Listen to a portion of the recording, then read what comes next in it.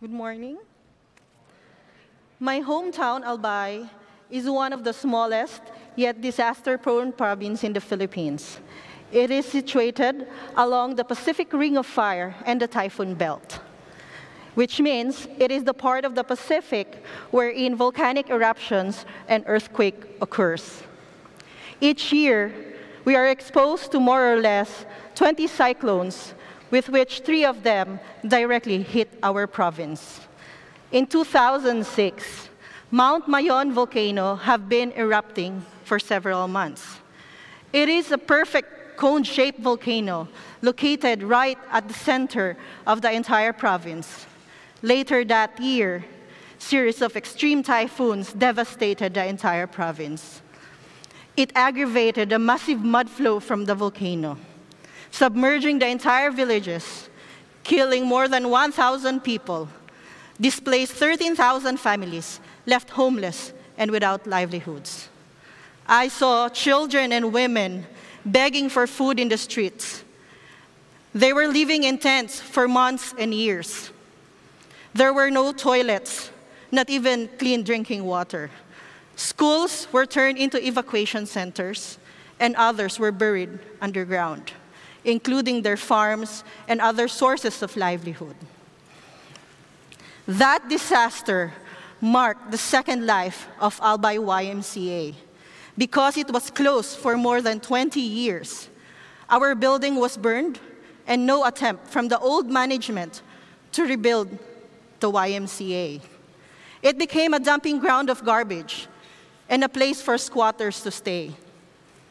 But because that disaster in Albay made the international news, our province was in the state of calamity. International aids came in, and one was YMCA. I volunteered during the relief distribution and repair of shelters project.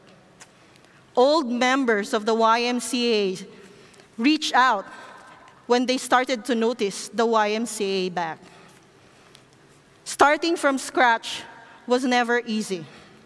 But because the people needed food, shelter, livelihood, we continue to pursue the mission of the YMCA to serve our fellow Albayanos who are in need. I write proposals for the rehabilitation while rebuilding my YMCA on the side. After a year, we were able to provide livelihood opportunities for the displaced people and safe spaces for children.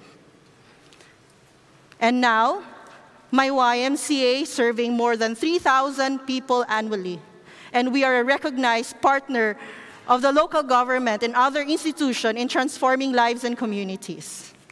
I hope, thank you.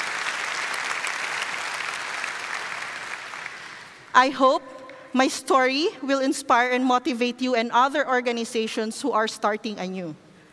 Believe that if you have the passion, commitment, hard work, and network, you will always find hope in every beginning, just like Albay YMCA. Thank you.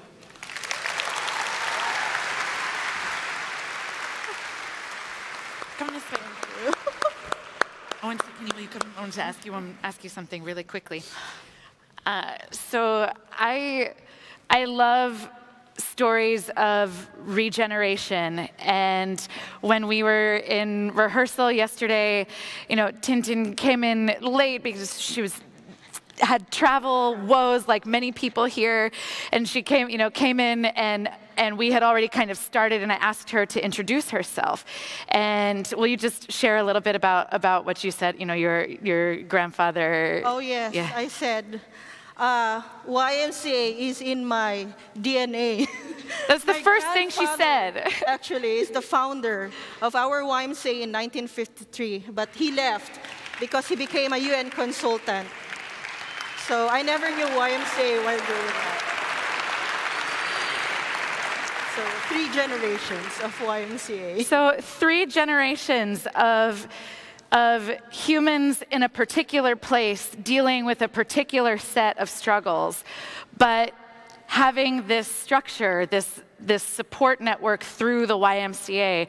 And I just loved so much what you said when you're introducing yourself, because, and you could feel it in, I mean, you all can feel it now, I'm sure, but in the room yesterday, you could just feel her passion and her love for this organization, and she said, it's in my blood. And I so respect and admire the work that you're doing. Thank you for sharing your story with us. Yeah. Thank you.